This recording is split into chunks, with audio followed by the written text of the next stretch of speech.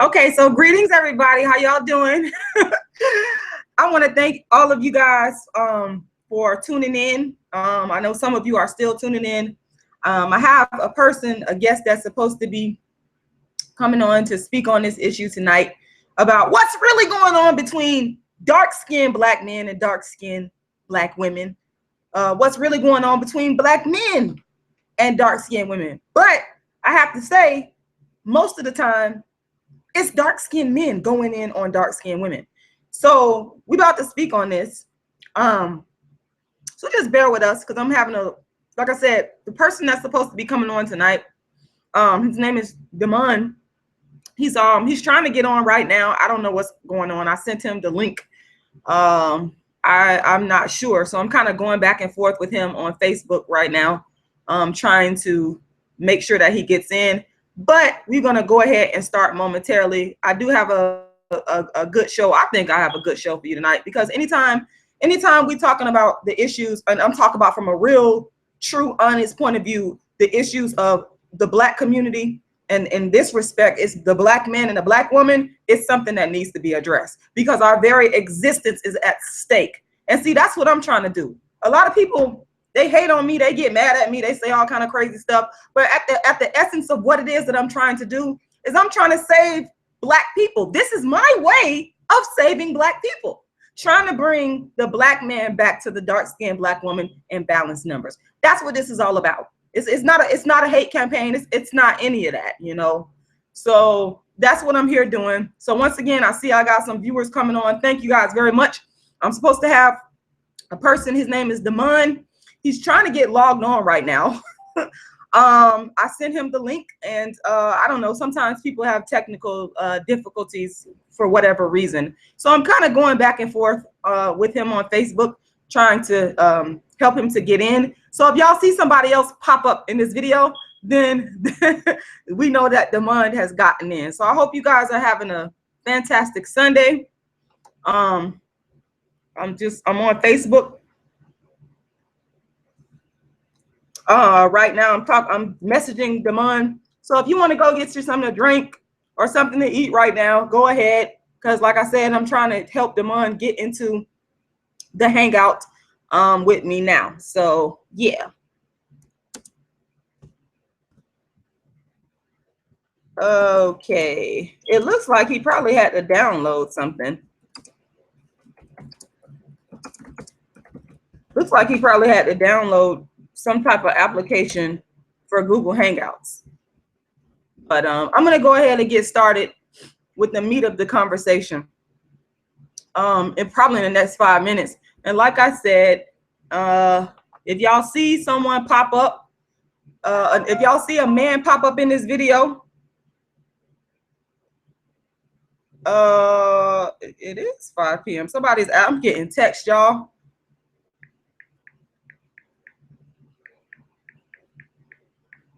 Somebody's asking me, I thought it started at 5 p.m. Well, it's 5 p.m. right now. It's 5 p.m. right now. It's 5 p.m. Eastern time. I'm gonna be running up to about 6 o'clock. So I'm gonna go ahead and get started in the next 5 minutes. So I apologize, guys. Sometimes we have technical difficulties where, you know, people want to come on, but they might not know how to work with Google Hangouts or whatever the technology may be. So that's the issue of what's going on right now. So yeah, so hopefully he joins us really soon. But in the meantime, one of the main people that I want to talk about, because see, I've been talking about these rappers for years, but people be like, oh, you just hating on rappers.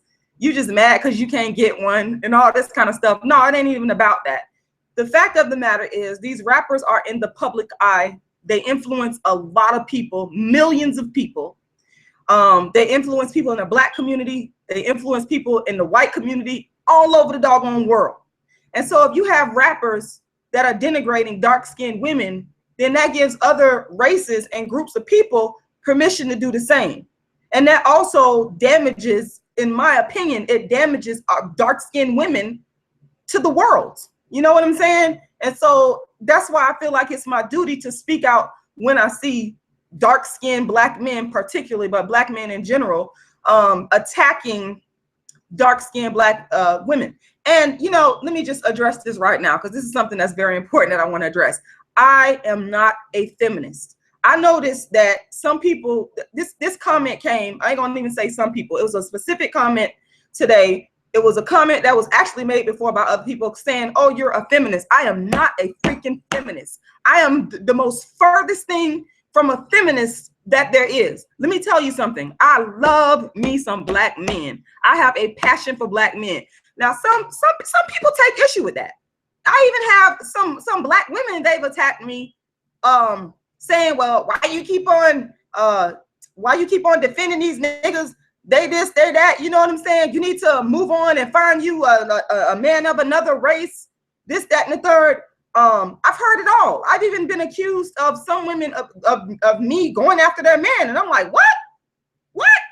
You know, I had that happen to me recently. You know, this woman, she was so angry at me.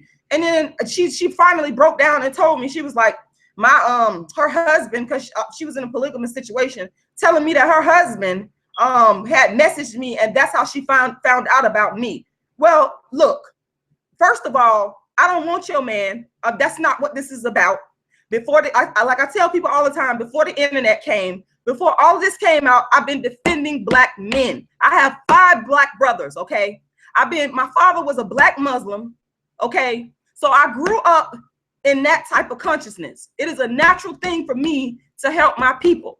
So I'm not clearly understanding where these men or some of these women are getting, she's a feminist, just because I'm talking about how, you know, some Black men attack dark-skinned women. That does not equate to feminism when you look at my actual track record.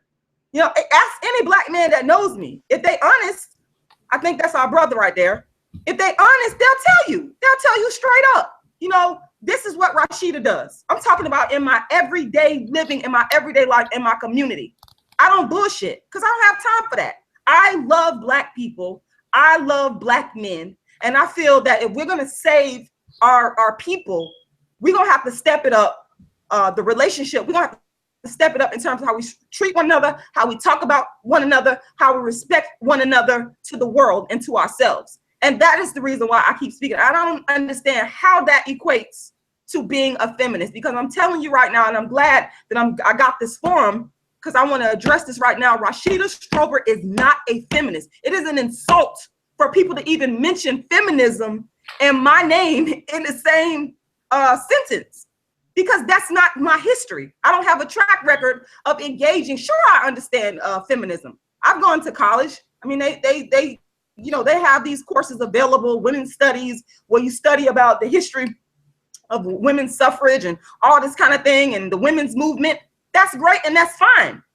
But to me, what's paramount to me is the relationship between the Black man and the Black woman, because that's how you build a nation. Okay, let me stop going on and on. We see we got our brother here. How you doing? Hey, how y'all doing? Huh? How y'all doing? Oh, just so you know, yeah. it's nobody on but me and you. That's really? On the hangout. Who are you just? But there are people watching right now. There's lots of people actually watching right now. Oh, okay. So yeah, so I don't know. Have you ever done a Google Hangout before? Nah, it's first time. Okay, yeah. First time. Okay, can you hear me clearly? I can hear you well. I got my earphones on. I can hear you fantastic. All right, awesome. Pretty good. Can't see me too well. The lighting is kind of difficult, you know. I am. Oh, that's good. It's okay. I could see you. My lighting is bad too. I got like a bad camera here. I'm working on that. But next time I get so yeah. I'll set up better lighting. What's going on? So what's wrong with being a feminist? What's wrong with being a feminist? It's nothing wrong with being a feminist per se. It's just that's not what I am. And when people call me that, they're doing that because I'm defending Black dark-skinned women against certain attacks from Black men, and they're equating that behavior to feminism, and that's not what I am. So I don't have a problem with. Who would call you a feminist? Who would call you a feminist? Oh, a lot of people have. I just saw a comment on Facebook from a guy that's saying he's been supporting me. Right. And I keep telling him, but he's saying like I have some attributes of a feminist. Right. And I'm saying, look, I'm not a feminist. If I tell you what I'm not, that's what I'm not. If someone is telling you what they are, you got to take them for what they're telling you. Right. You understand what I'm saying? Right. Right. And I take issue with that because that's not what I'm about at all. Right. Well, I got, you know, as far as people having problem with feminists or somebody with, you know, being pro women and things of that matter, that's you know, they got their own personal issues. That's that you know, that false Uber masculinity, you know, they see that as a threat to themselves. So they say, oh no, they want to dismiss you as a feminist.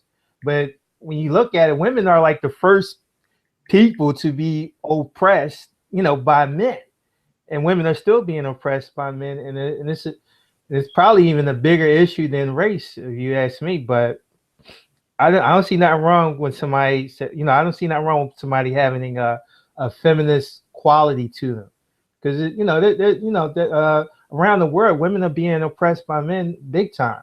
You know, little girls are still being bartered off to you know, settle family debts, or you know, if a poor family, they'll just sell their daughter. You know, little girls are being denied education. You know, it's a lot of oppression still out there, heavy oppression against girls, females, and women.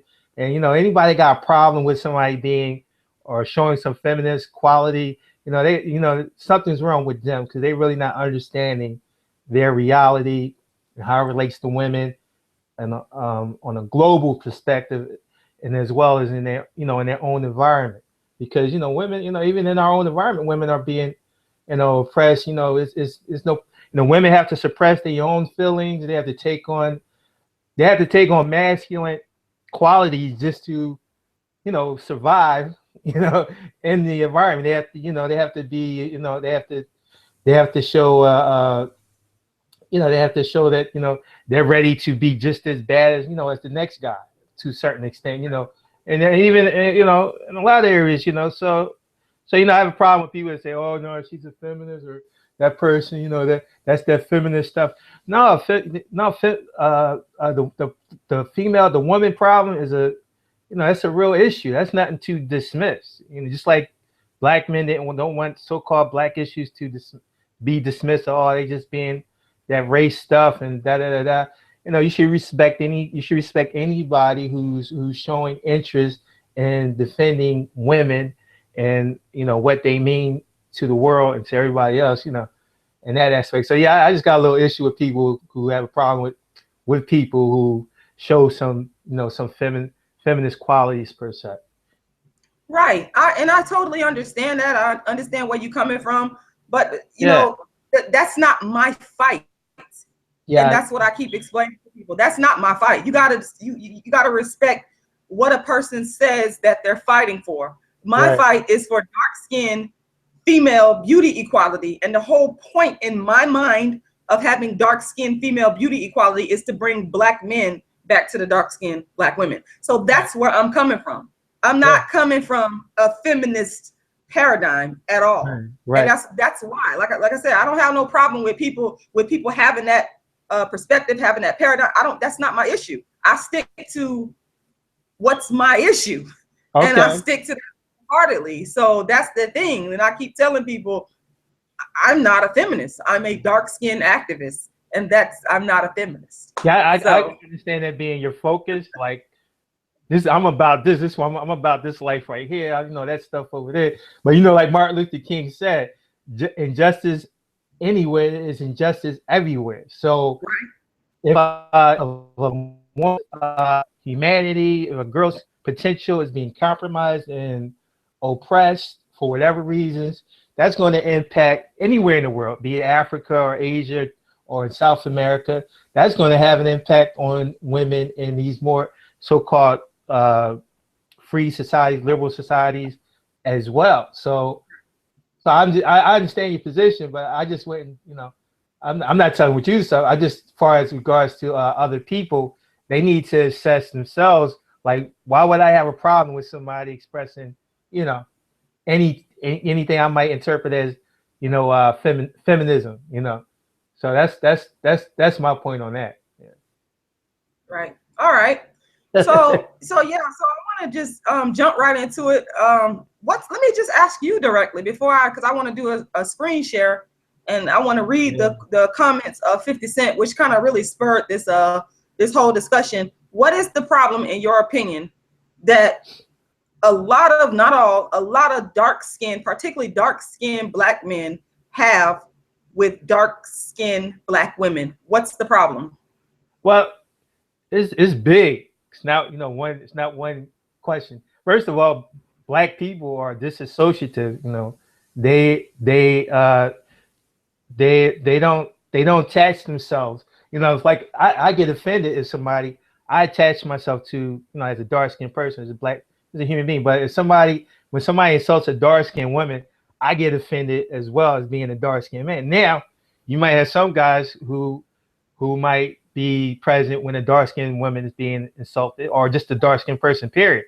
They don't feel attached. It's like they ain't talking about me type situation. It's like it's like a girl listens to a rap song talking about bitches, hoes, sluts, and this and that, and then somebody might say, well, how you listening to that music? They disrespect the women. Well, they're not talking about me. So you understand? So it's that disassociative trait that basically runs all the way through the black community. So dark skinned men have no problem with disassociating themselves from what dark skinned girls experience, especially since they have experienced a somewhat sort of an elevated status over dark skinned women socially. That would be because of sports and entertainment, basically. If it wasn't for sports, if it wasn't for like sports and entertainment, dark skinned men would probably be right there where dark skinned girls at on a social, on the social level. But I think that's somebody like 50 Cent. He can make those remarks about a dark skinned girl and feel feel nothing about himself when he says it, because he detached himself from that experience. Just like a rich black person. They don't feel no real attachment to people who still might be in the hood, quote unquote. They might feel some type of as a PR spin, they might show some interest or something like that, but they don't really. They disassociate themselves from black people in disadvantaged situations as well. So somebody like 50 Cent, he's delusional. He's delusional about his own his collective status as a black person, and he's delusional by his own status. Because if he really sat down and assessed everything, he would really see how powerless he really is. And to some extent he probably does, but but they know they can always come around black people and feel real good about themselves. Right. What I want to do right now is, while I'm talking, I want to go directly to his comment. Yeah. I'm gonna do a screen share here, and I'm gonna go to the comment that he made, and hold on one second, and then also just to get a visual, because I think sometimes people say things, but the people, in order to really understand the impact of what it's making, sometimes it's good to actually see it with your own eyes. I'm trying to open up this picture right now because I want everybody to see. First of all, the comment that was made was about India Ari. Yeah. And when I read this comment, it took me right back to my middle school and high school days, where where anytime. I know about that. Yeah, anytime I don't know what's going on with this screen. I hope that photo comes up. There we go. You got 50 Cent right there. Can you see that? Yeah, I see that's my boo right there. You got, okay. There we go. We got 50 Cent. Yeah. We could clearly see that 50 Cent is a dark skinned man. Obviously. We could clearly see. Now he done did something to his hair, because his hair doesn't look kinky like it normally does. I don't know what the hell he did to his hair. Put the ass curl in there real quick. Some type of foolishness, but he's clearly a dark skinned man. Now we got India Ari with her. You can clearly see she got natural hair. She got the beautiful natural hair going. Absolutely. Smiling, looking beautiful, looking happy, dark skin. Chocolate, yes. In her natural essence. No perm, nothing. No wig, nothing. Nothing. Look at now look at that. I want y'all to really look at that picture and take that in. I'm sorry I'm yelling, but as I look at the visual, it's like, oh shit. Yeah. Now watch this. Watch this. I'm still sharing my screen. I'm about to minimize that because I really want people to understand where I'm coming from and why I do what I do. Okay, yeah. Now this is Gossip, and Gossip is not the only site that reported this. Many different sites reported this. So I'm just gonna let people see, and we're going straight to the site. 50 Cent calls a woman a nappy-headed India Ari lookalike, thinks it's an actual insult. Okay, there go the picture again. Right. So let me just read down. 50 Cent insults Black woman by comparing her to India Ari. Let's see. Let's get to the comment. Okay. Let me just start at the top. So much for the Instagram sabbatical. 50 Cent got into it with a woman who thought the rapper should be DMing his estranged son, Marquise, instead of leaving comments for the world to see. Per All Hip Hop, here's what 50 Cent wrote on his son's page on Easter Sunday. Happy Easter, enjoy the day. God bless. I know your mom, you don't have to respond, enjoy. Here's what the woman responded. Could have DM'd him smiley face. And here's how 50 Cent took the advice. Bitch, you should be focused on your hair and your 4x4 head, you nappy-headed India Ari looking bitch. Right. Right. Exactly. And you know that comment, excuse me for yelling, but that comment took me all the way back. Hold up, let me just keep it there for a while so people can see it. That comment took me all the way back to and comments like these, should I say, and I'm glad I'm speaking to a dark-skinned Black man, and I'm not going to attack you because you've always been nice to me. Don't take this as directed towards you. I'm just speaking on my experience here. This is a trigger for me. I'm telling you, I have triggers. Yeah, I know those triggers. Listen, this comment took me all the way back to Dixie Hollins High School, where, and you can see in St. Petersburg, Florida, you can see, okay, so he dark-skinned, she dark-skinned, where dark-skinned young men, because that's what they were, 17, 18, some of them 19, would attack me in the same vein when they got around their friends for being dark-skinned and claiming that my dark skin made me ugly. So he's doing the same. Here we have a dark-skinned Black man with I don't know what the hell he got in his hair, but it's not his natural hair in his state. But he dark-skinned just like India Ari, attacking a dark-skinned woman who is in her natural state. So it's like anytime a person wants to, in the Black community, a person wants to insult you, they always use a dark-skinned female with kinky hair as the threshold for insulting. So I made a video about this. He didn't say you good-haired Halle Berry looking bitch, or you good-haired Alicia Keys looking bitch, or you good-haired Beyonce looking bitch. He didn't say that. He said, let's go back to what he said, because I want to clearly get this out because it pissed me the fuck off. He said, bitch, you should be focused on your hair and your 4x4 head, you nappy-headed India Ari looking bitch. He made the assumption in that statement. I'm going to shut up and let you talk in a few minutes. I just got to get this out. He made the assumption rather in that statement that a so-called nappy-headed woman with dark skin is ugly, and India Ari is the pinnacle of that.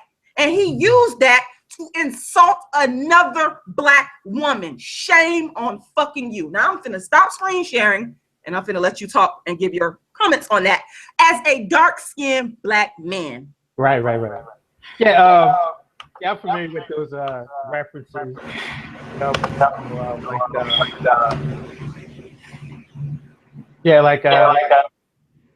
So somebody would call me Yafe Toto.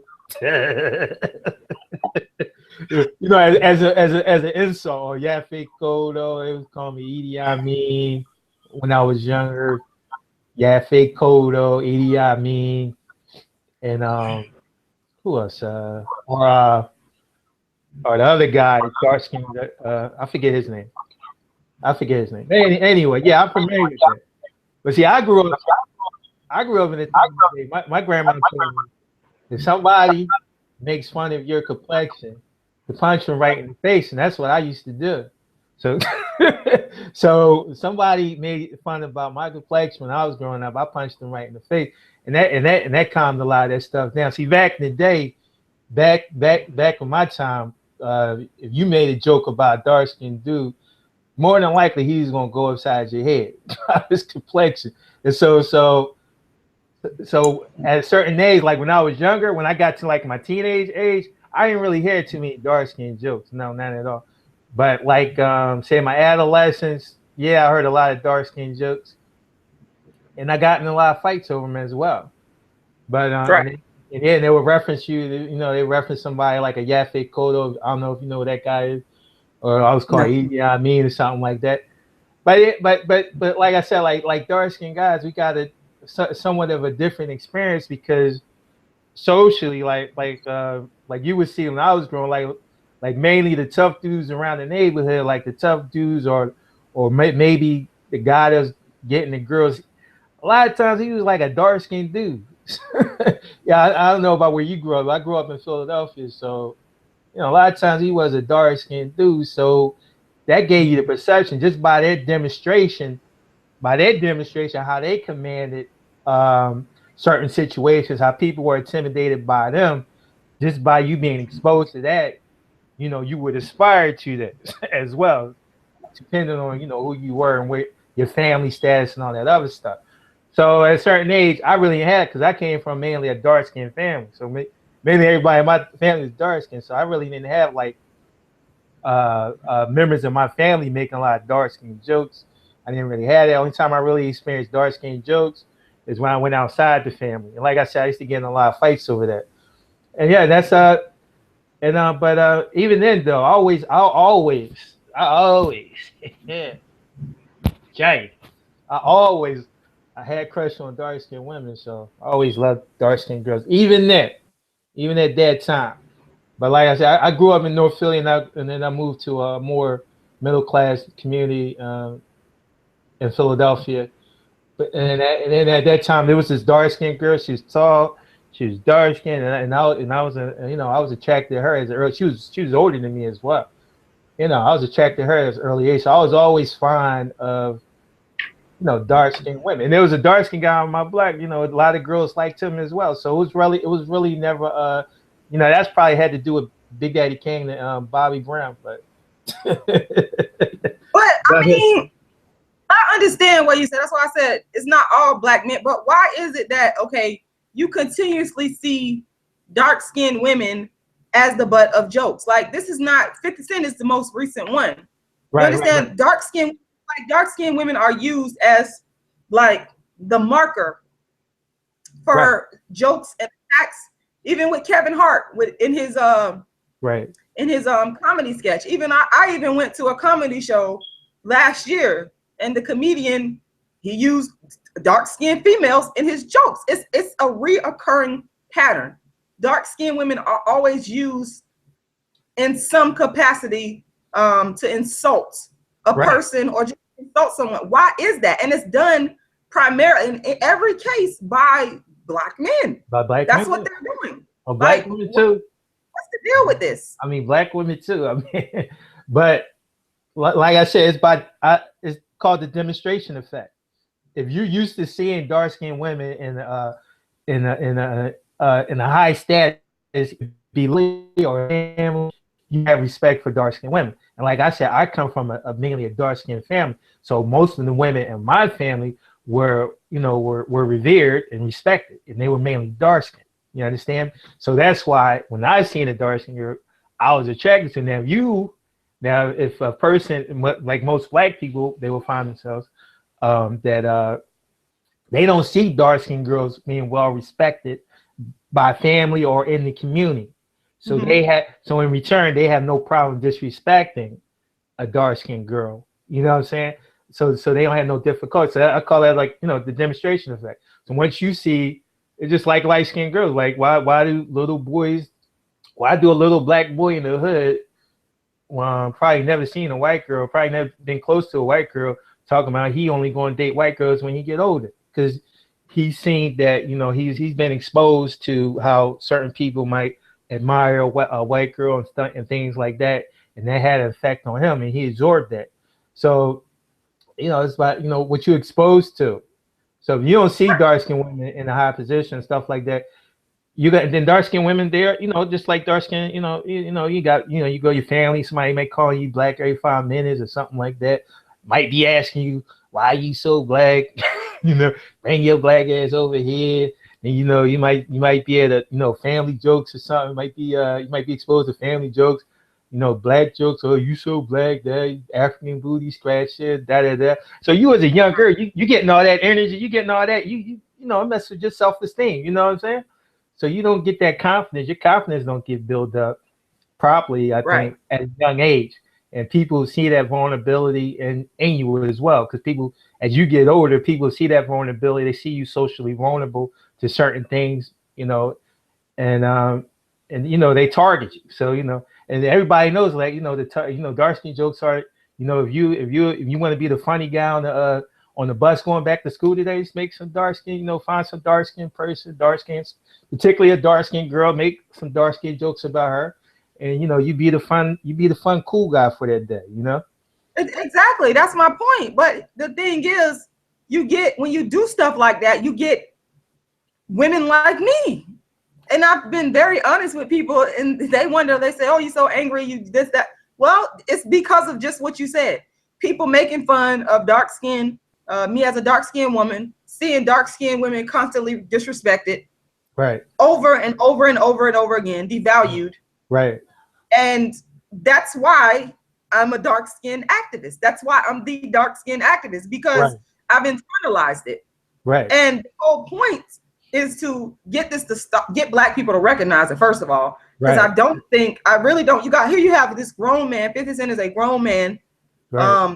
And he's still using dark skin as the benchmark, dark skin and nappy hair, and a female as the benchmark to insult someone. Right.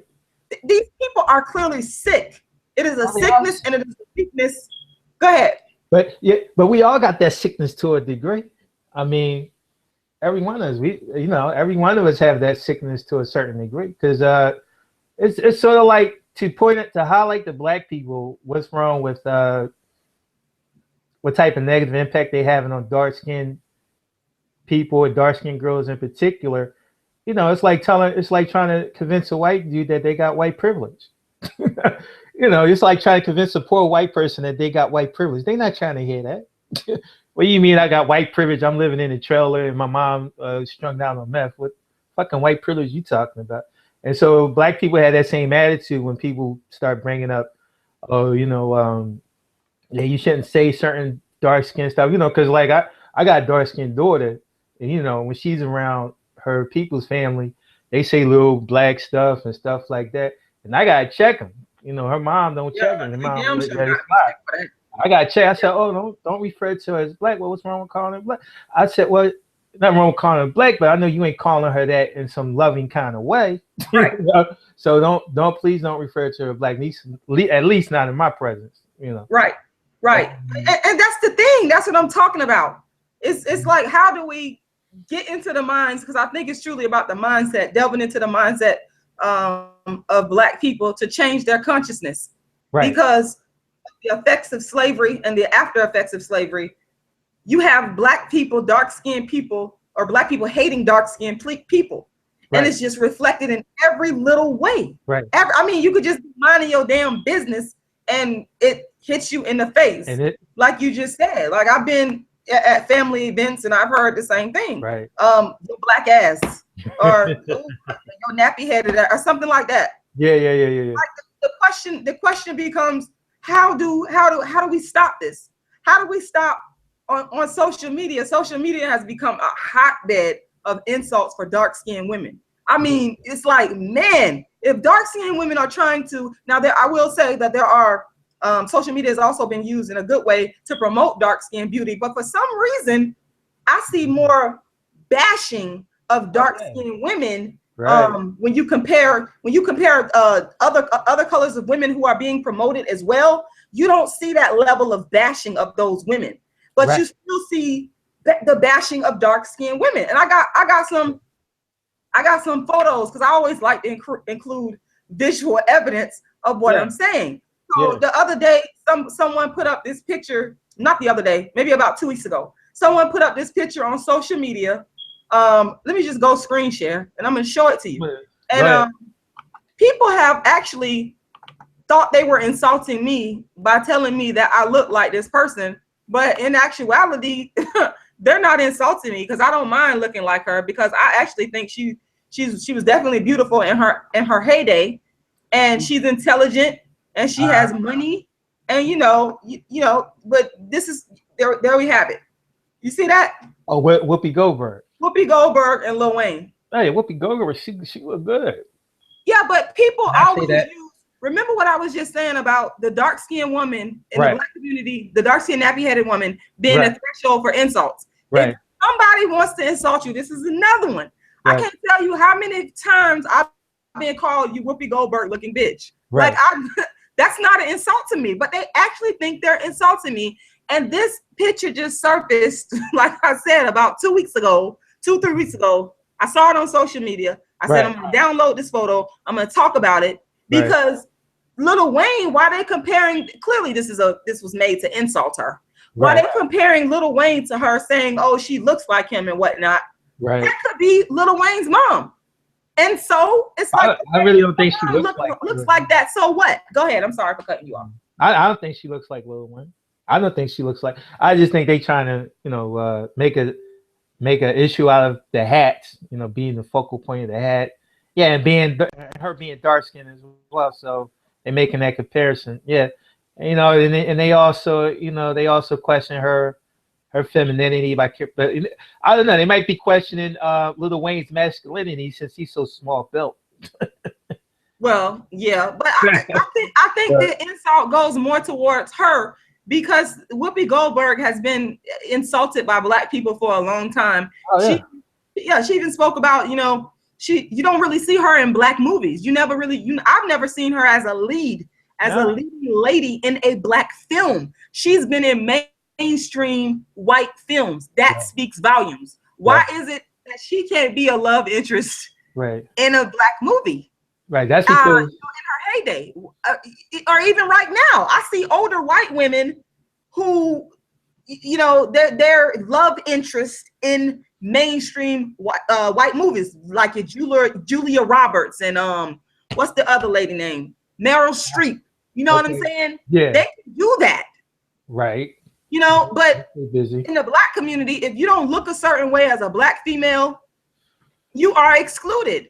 And clearly, this is an insult. Like you said, it's an insult to her femininity, because a lot of times dark skin is associated with masculinity. And what people are trying to do is strip the dark skinned woman of all her feminine attributes. It's like if you dark skinned, even Wallace Thurman in his book, The Black and the Berry. Yeah. And I'm trying to remember to quote what he said. He said, the tragedy of the main character, her name was Emmylou, was that she was born dark skinned. Right. And Black people, yes, white supremacy created it, but Black people are exacerbating it. Oh yeah, and it's continuing on in 2006. Go ahead. I disagree with saying that white supremacy created. I don't think white supremacy created it, because it was Black people who intellectualized it and perpetuated. Well, when I say white supremacy created it, I'm just looking at the overall. Well, it is definitely. I'm looking at the overall historical situation of white colonialization and imperialism, and how they've gone all over the world and basically taken over all the people of color over the world. So in that aspect, they started the foundation of it, but Black people exacerbated it. By continuing, for example, the color case system that was created during slavery.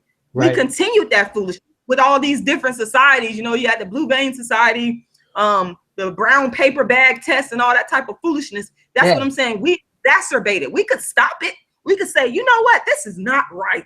It is not okay to discriminate against our darker brothers and sisters because they're dark skinned. Right. We're going to treat everybody equally. we're gonna treat the women equally. The black men could say we can see our black sisters, our dark skinned sisters as equally beautiful, but a lot of us are not choosing to do that. We're exacerbating it by putting up pictures insulting Whoopi Goldberg. She's not, and let me get off of this picture right here because I want to go to another picture as well, and I wanted you to tell me what you thought about this picture. I'm gonna see if you recognize. So they put Michael Jordan face on Beyonce. Exactly. But again, do you see what I'm saying here in regards to when someone wants to make a joke or insult? Look at the skin tone of the person. They would go to a dark skinned person. They wouldn't put Stephen Curry in there, right? Right. Somebody might think that's an actual girl. But I mean, look at this. I mean, it wasn't enough, in my humble opinion, that I think that Beyonce was insulting the Black Panther Party with her fake show of whatever the hell she was doing homage. Well, I'm not to me, it was fake. I'm not a fan of the Black Panthers, but well, I understand, but I'm just saying they did do their historical thing for Black people, and I don't feel that she doesn't have a record of social consciousness, Black social consciousness, and for her to, I feel it was exploitative. But then whoever made this picture it's all going back to insulting darker skinned people. They got Michael Jordan here with this blonde weave in his head, simulating a dark-skinned Black woman who they view as ugly. That's how I'm reading this, and I know that's what it is because I've dealt with this my whole life. What do you think about it? What was the meaning? That's the thing. They don't even have words to provide context. They just placed the dark-skinned man, imposed his image onto Beyonce's face, and that's the joke right there. So so the joke. So it's like, okay, what's the joke? Is it the joke that it's a dark-skinned girl wearing a blonde wig and crying? In case somebody's not familiar with that image, which I guess most people are. But that's the quality. They didn't even put any words to it. You know what I mean? Because they don't have to. That's the thing. The darkism is what I call it. And by the way, y'all look out for my upcoming book, Darkism: 25 Ways Dark-Skinned People Are Discriminated Against. I'm still working on it. I'm bringing it. But this is what I call darkism. You don't even have to put words. That's the excellent point that you make. Yeah. All you have to do is put up a picture of a dark-skinned person in some type of way, some type of fashion where you think they look bad, to make them look bad, and you're gonna get a rise out of it. Get you some laughs, some jokes. So it's gonna get recycled over and over. People gonna make up their own little words for it and repost and stuff like that. So that just tells you that dark-skinned people are dark-skinned, particularly dark-skinned women are the easy place to go if you want a nice joke, a quick joke. The easy place to go. You heard that? Y'all heard that? Dark-skinned women, it comes out of the mouth of a dark-skinned man. He's admitting it. I thank you for being honest. Dark-skinned women are the easy place to go if you want a joke or some laughs. It ain't the Latina women. It ain't the light-skinned Black women. Oh, no. It ain't the white women. No. I'm not saying you saying that. I'm just making a critique here. No. I agree with you. It's the dark skin, and people wonder why. Right. Rashida Strober is the dark-skinned activist. They come and they hate on me. I have a lot of light-skinned Black women. Right. I have light-skinned Black women who support me, but I have light-skinned Black women that will come on my page and they will attack me, even though I'm not even saying anything about them.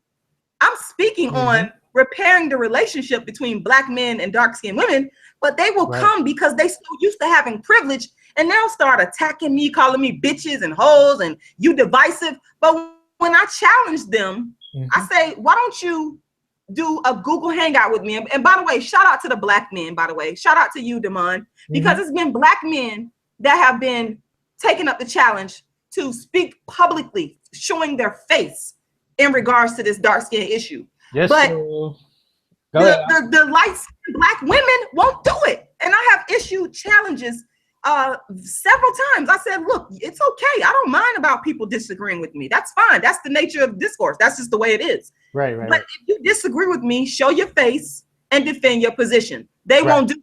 They come up with all kinds of excuses, you know, and I think it's because they know that they have this privilege. And I think it's because a lot of them, not all, but a lot of them are intimidated by a dark-skinned woman like me who is coming out, and I'm not making apologies for it. I'm doing it my way. Right. You know, I'm speaking on it how I want to speak on it, which we are all allowed to do. Right. You know, and a lot of them don't like that, even in the sense that you're not even a part of the discussion. I think that's the part that bothers a lot of them. They're not a part of the discussion. If you want to be a part of the discussion, again, come and speak on this, debate me, discuss with me, whatever you want to call it, in an open live forum, and let the people see. Defend your position. They won't even do that.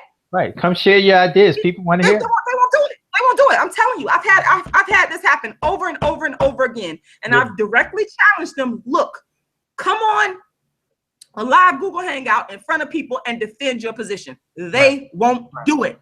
A lot of them is not ready. But shout out to the ones that support me. Carla Mullings is one of them. She has a group on Facebook. It's called Dark Skinned Women United that she started. And I really appreciate her for starting that. But I want to real quickly jump to this sister right here. I gotta talk about her because I feel like she's going back to the situation of Beyonce, where I talked about how I feel like she's been an opportunist in terms of exploiting the Black Panther Party and its historical legacy for her own fame. That's my feeling. Beyonce fans, if you got a problem with that, that's your problem. This woman right here is Stephanie Green. Okay. This dark-skinned Black woman. Now, as we all know in the Black community, whether you agree with I heard you say, you know, you're not too keen on the Black Panther Party, but whether you agree with them or not, the bottom line is they put forth non-dark-skinned Black women in the limelight. I myself have personally never seen until I ran into this woman, and shout out to my Facebook friend who's actually sent me this information on this sister. Her name is Stephanie Green. She was a Black Panther Party leader in Chicago. And I did a search on her and I could find no information on this woman. Okay. No information. That to me is disrespect.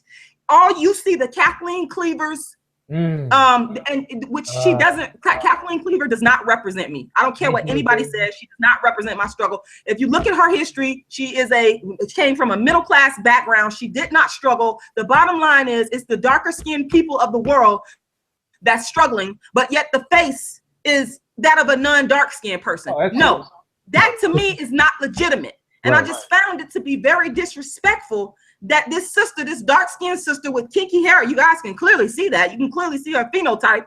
Right. That we don't even know about her. We only know about the Angela Davises, the Kathleen Cleavers.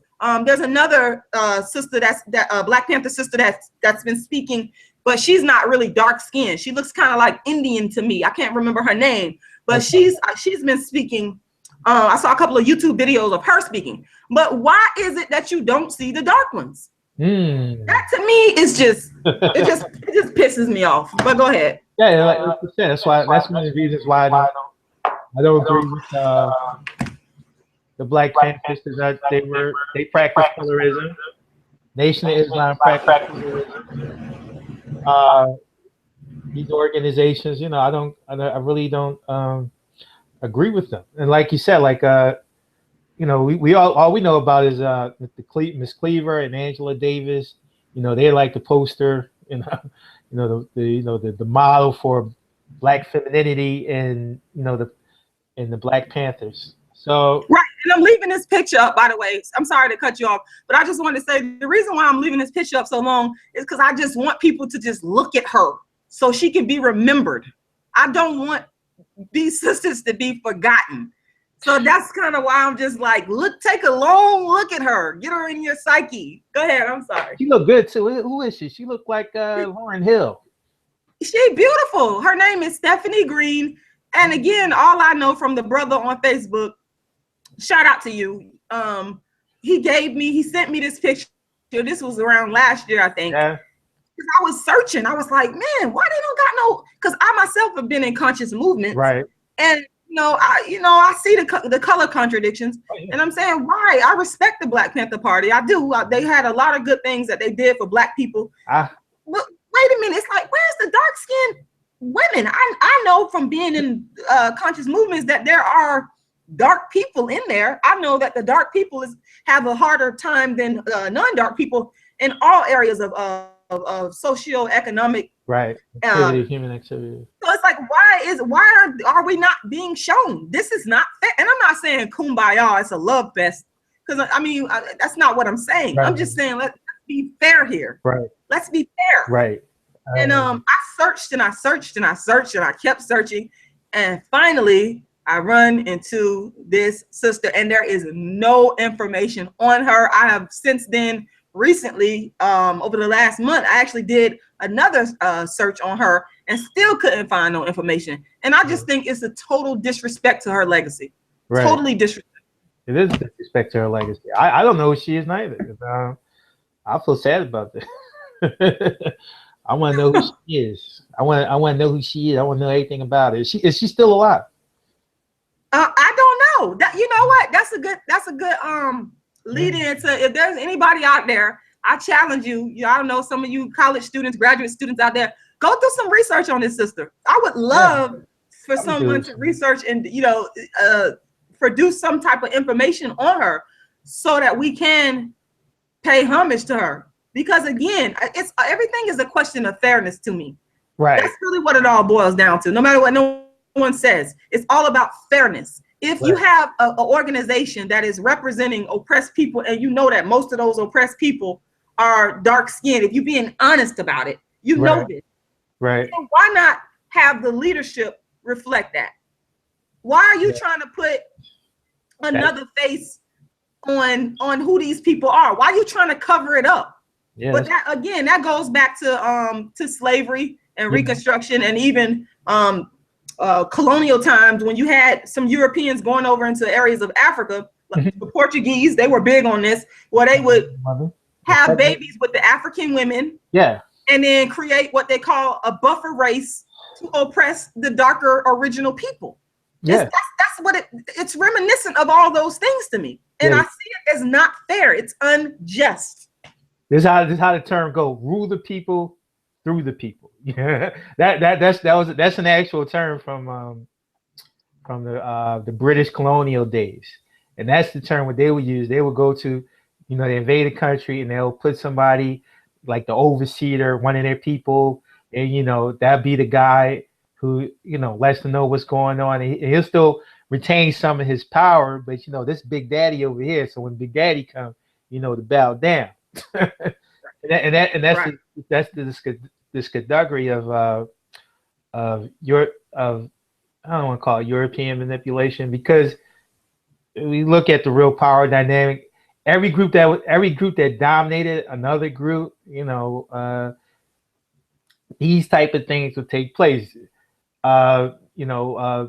People will be the subordinated group to the dominant group will take on certain traits of the dominant group. That's just natural, man. If it be calculated or not. So as we experience, as in our history, as we experience, white people being the dominant group and light-skinned people being closer to looking like white people, we would naturally, as dark-skinned people, we would naturally put them in that position. What I'm saying? And we would also see that, that the white people would show them certain favor as well. So we would naturally see them in that position. Like I said, if it wasn't for poor Black people, I wouldn't be here. Because what I mean? Because if it wasn't for poor Black people, everybody would be. It would look like Puerto Rico in this motherfucker. It would look like Puerto Rico, America, but that's just the complexities of our situation. It's a very complex situation. There's no one answer to the problem. That's the only thing. And everybody got good ideas and everybody got good solutions, but there's no one answer. In my own opinion, the best we could do is invest in the children and provide them, healthy environments, socially, healthy psychological and social environments where they can develop, and they get an education that's relevant to their particular situation. Because because once we hand our kids over to public education, we continue the process, because public education is a sorting device. It's a socialization sorting device. It's not designed for the psychology of a Black child. Oh man, that you speaking, but that's a whole nother topic that I almost want to do maybe we need to do a part 2 and talk about that, because I ain't gonna tell you no lie. I'm fearful of my own kid going into the public school. I'm always trying to find ways to not have my child in the public school system because of all the different influences of self-hate and the value system that I have, that I know that can destroy it even if a child does have like a strong foundation from their family, still those influences are so strong. So it's like, dang, I need to find another alternative. You know what I'm saying? So that's definitely a big part of it, because going back to my own experience, I have to keep personalizing it. In high school, you can catch hell being dark skinned. Absolutely. You can catch fucking hell as a dark skinned person. And that's one of the places where I really started to develop low self-esteem and all these problems that I've reflected now in my own life and in school. And it's because of a lack of consciousness and a disregard for Blackness that a lot of these kids hold, and they're learning it from home, and then it's being reinforced in the school system. And it's just this vicious cycle that can really fuck you up if you're not careful. So you definitely right about that. It's like, oh my God, it's like, what do we do? How can we resolve this problem? You know what I'm saying? Right. And I honestly, nobody's really addressing it. Nobody's trying to really create a community for young, even with all these rich Black folks. It's like over 30,000 rich Black folks in the world. I mean, millionaires. I'm talking about millionaires. That's all? Just 30,000? Yeah, well, they millionaires, it's just 30,000.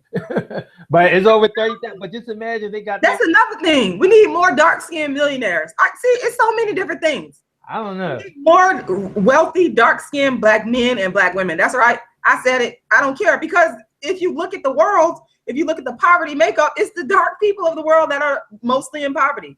That's a fact. I don't know. I think the Black man likes being under the mighty rule of the West.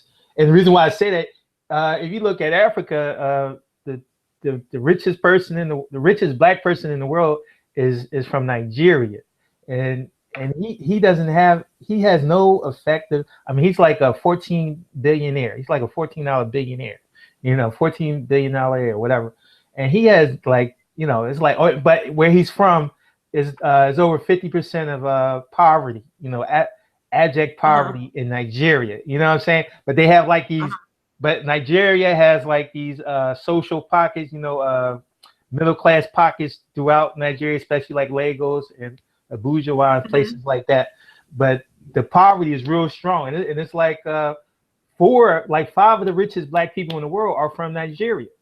You would think they would come together, like, oh, we're going to set up schools, we're going to build new communities, we're going to do this so we can invest in our children and they can develop and grow. But no, you don't see none of that. Now they do little charity work. They might do some charity somewhere, like, oh well, we grabbed 2 kids and we gave them a college education, or we did something like that. But you don't really see any comprehensive plan to invest in the development of our children nowhere on the planet, not even in America, really, nowhere on the planet. And then we got all these rich Black people, but so you have to say, well, what's the bigger issue? What's the real problem here?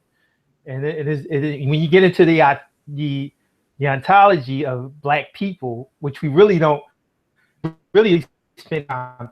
In my opinion, we're really emotional. We got like this. We're looking for this one answer to all our problems, and it doesn't exist. Right. That one answer doesn't exist. It's a process to everything. And once we realize that, but like I said, our best, just like Black wealth itself. Like people think, oh well, we get richer, we control our money. Yeah, that is a step. That is a good way. Being financially sovereign, that is a good idea.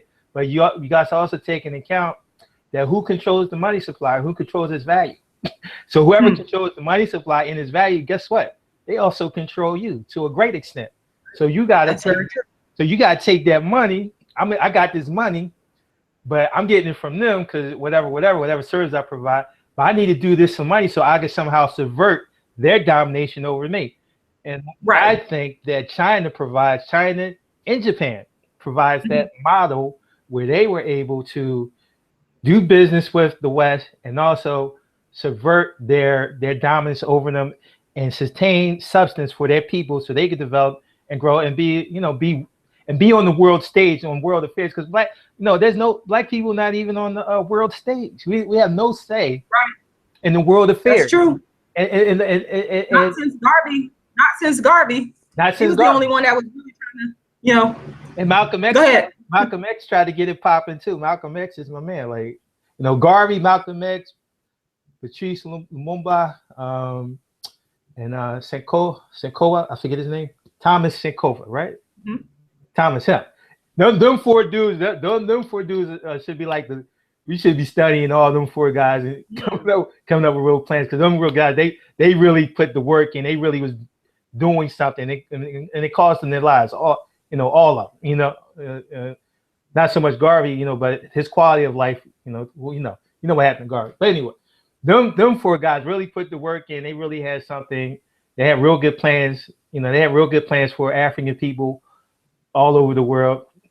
And we should be studying those guys. And we should also look at China. We should study people who didn't win. And we should also study Europe because at one time Europe was oppressed by black Muslims.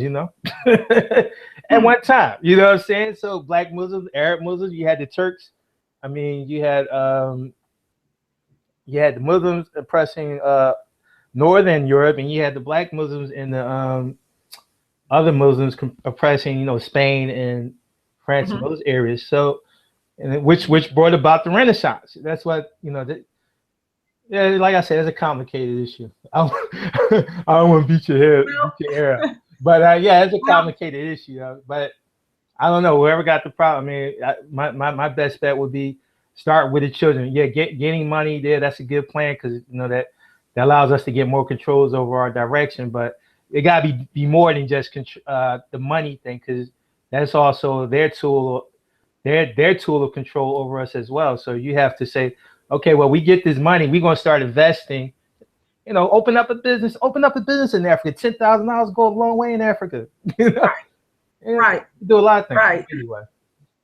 Anyway. Yeah, definitely.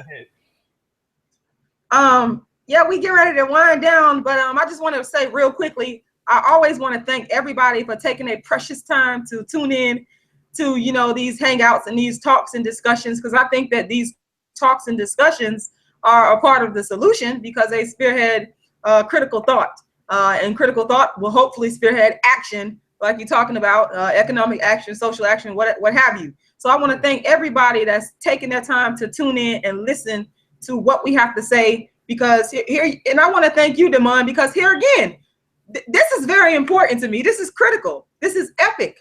Here we have a dark-skinned black man that is addressing the issues head on, listening to the issues head on of the things that, the attacks against dark-skinned black women. And I can always respect that when a person does not run and duck and hide, when they come and they deal with it head on, even if I disagree with you.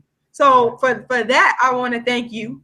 And I also want to say, because a lot of people, they be wanting to participate and ask questions, and y'all gotta forgive me because my technology skills are not up to par in terms of navigating the question and answer and then talking and going on and on. So I've been trying to catch some of the questions on Facebook, but for some reason, when I have the Google Hangout running and I have Facebook on, Facebook runs super slow. So I wasn't able to get to any of the questions, but in the future, I am going to be doing something where we can invite everybody in, and whoever wants to come on that Google Hangout, and we all just talk and discuss this issue and come up with some solutions on what we could do. So on that note, before we go, I just wanted to ask you, Damon, was there anything else you wanted to say? And I also wanted to ask you, what solutions do you have to the stoppage of black males,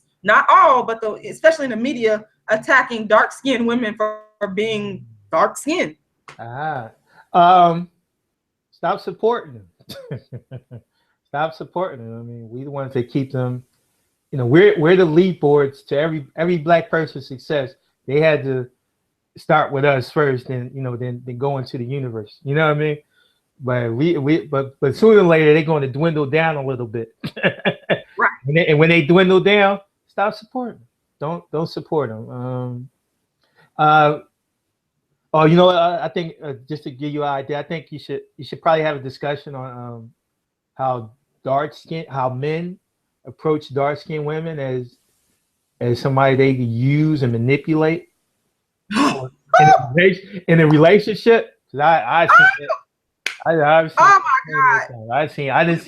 I didn't seen dark skinned women I didn't seen dudes treat dark skinned women, like trash. I know something about that. That's their girl or their baby mama or whatever. And they get away with it. And then what takes me out, they get away with it, and then be some good looking dark skinned girls. I'd be like, wow. I'd be like, wow. So that low as black people, we devalue dark skin so low that dark skinned women can't even in a relationship. We get devalued. Oh man, yeah, that's something that I personally know about, that people have personally contacted me about, that I've personally already spoken about. But you're right. I'm gonna speak specifically on that issue, because that's like I'm telling you, that one right there is loaded. That's a loaded, fiery issue right there. Definitely. So is there anything else you want to say before we end? I want to say Ezekiel. That's culture in Zulu. What is it? Culture. What is it? Ezekiel. No, the word for culture. Yeah, the word for culture. Ezekiel. I just wanted to say that stuff. That was like a little joke. You're supposed to laugh, but it's okay. Oh, I'm sorry.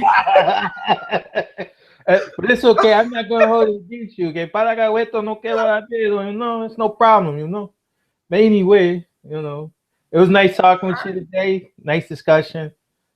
Keep doing, you're the bomb. You're the bomb.com. You got it going on. Keep it popping.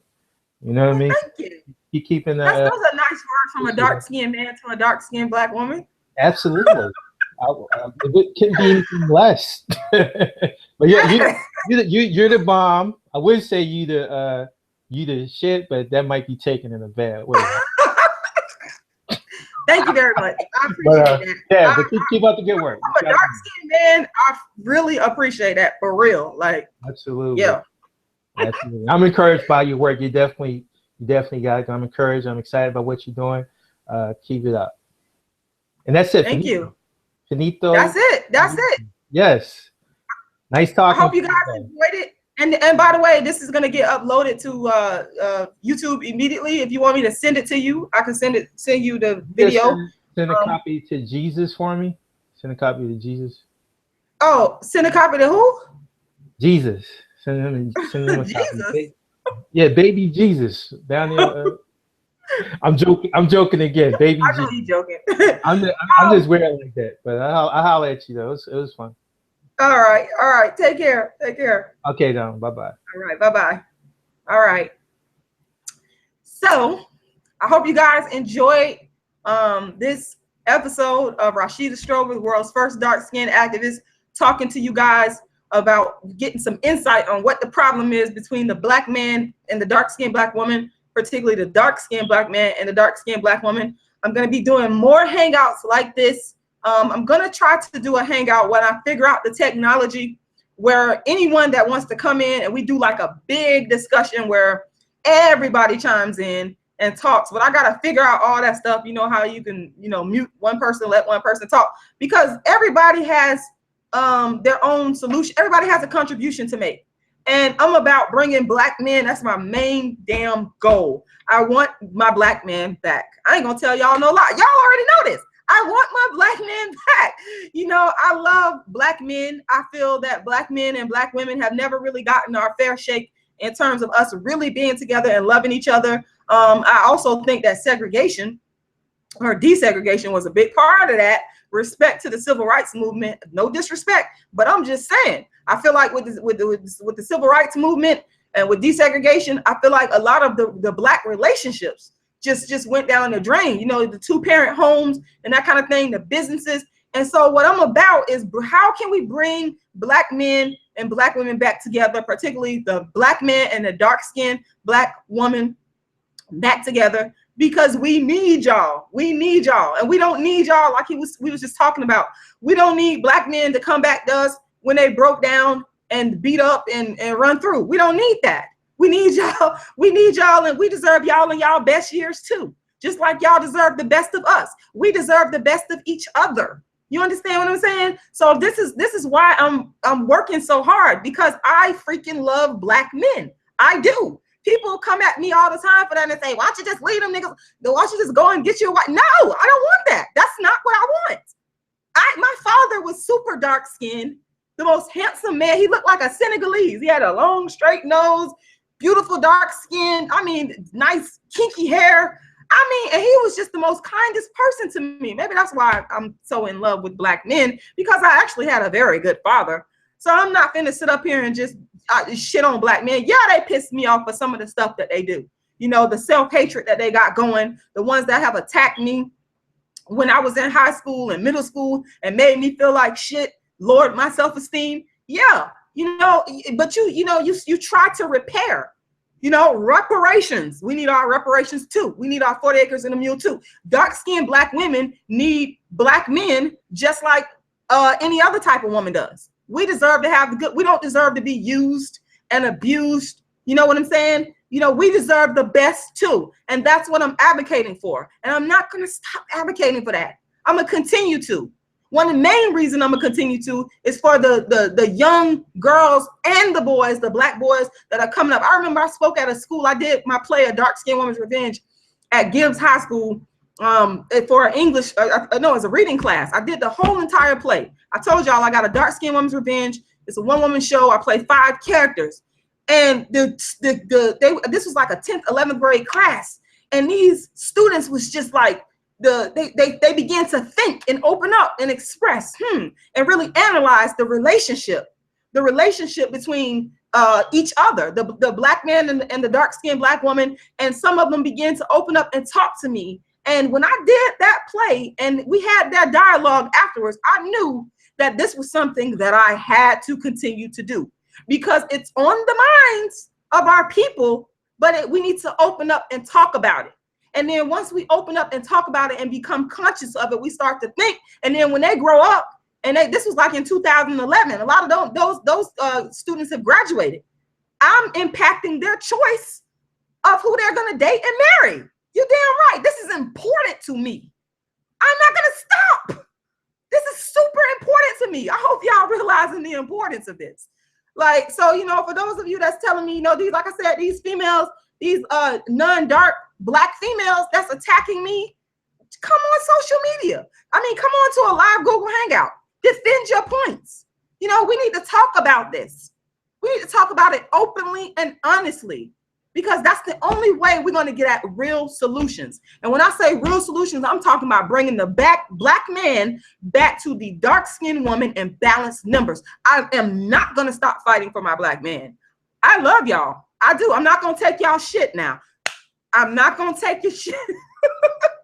Make no mistake about that. All this using and abusing and not giving up your best self, I will never take your shit, because I have high standards. And I encourage all dark-skinned women to have high standards as well. You're not going to use us, like I said, when you feel like, oh, you know, this woman ain't working out, or you done had this relationship and this person is too high maintenance, or you think you're going to get, you know, extra from this one.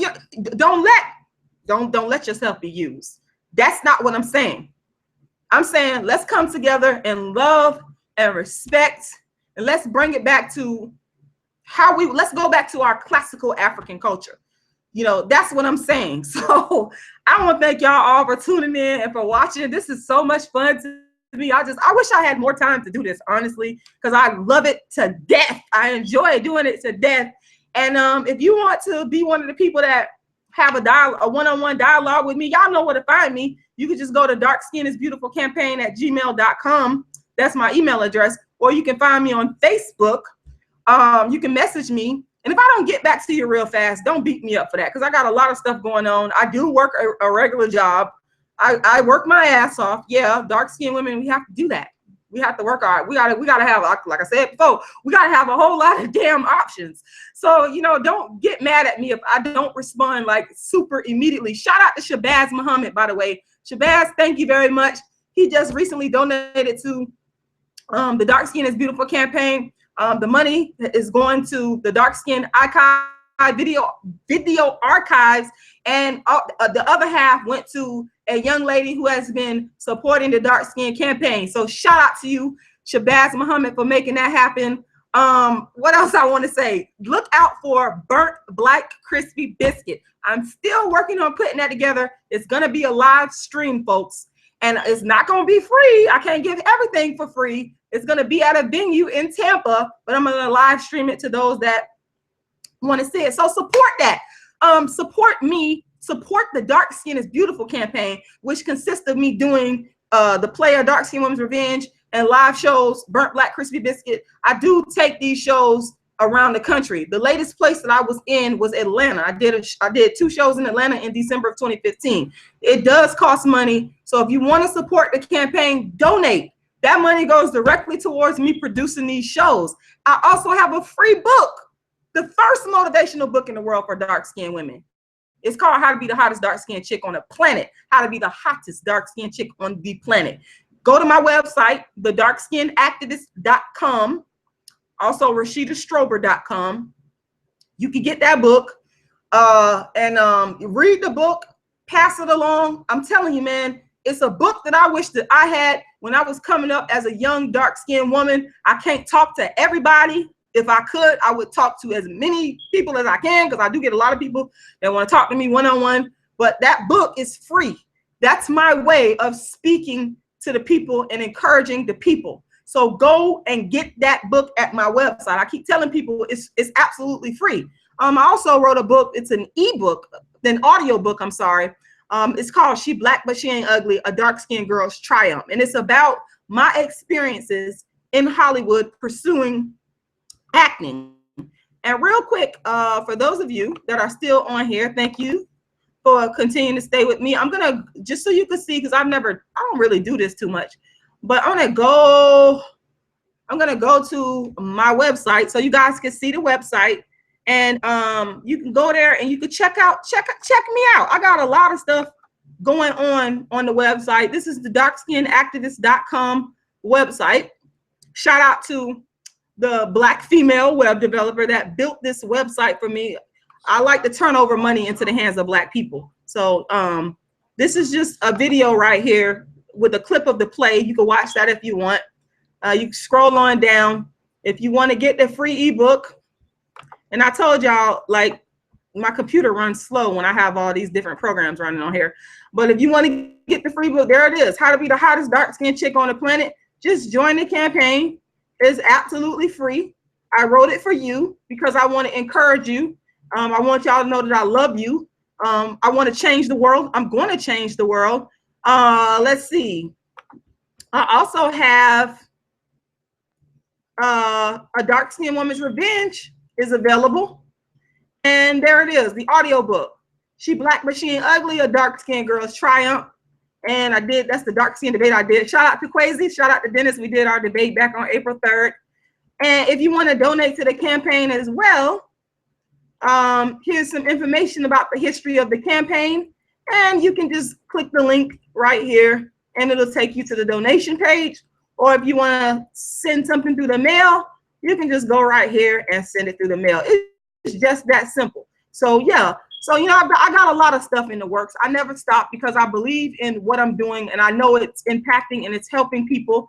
And that's what I'm about. I'm about helping my people. I'm about changing the situation for dark-skinned women and girls so that we don't have to be called black and ugly, and we don't have to grow up with low self-esteem and, you know, trying to impact the minds of Black men who a lot of times, not all, but some perpetuate this notion that dark skin is ugly. And a lot of times they create the problem. So that's what this work is all about. It's about love. It's about bringing us back together. And it's a fight. I know it's a fight. and I'm not gonna stop. Like I tell people, y'all can always count on me to continue the fight. And there's going to be more great things in store. So I'm going to stop this screen sharing right now. And that's it. So like I said, if y'all want to contact me, you know what to do. Hit Facebook or dark skin is beautiful campaign at gmail.com. And that is it. So thank you guys so much for tuning in today. And y'all have a blessed, wonderful evening. I love y'all and I really enjoyed this. And I hope y'all enjoyed it. And I will talk to y'all again soon. All right. Peace. Shout out to Demond. Thank you so much for hanging out with me today. All right. Bye.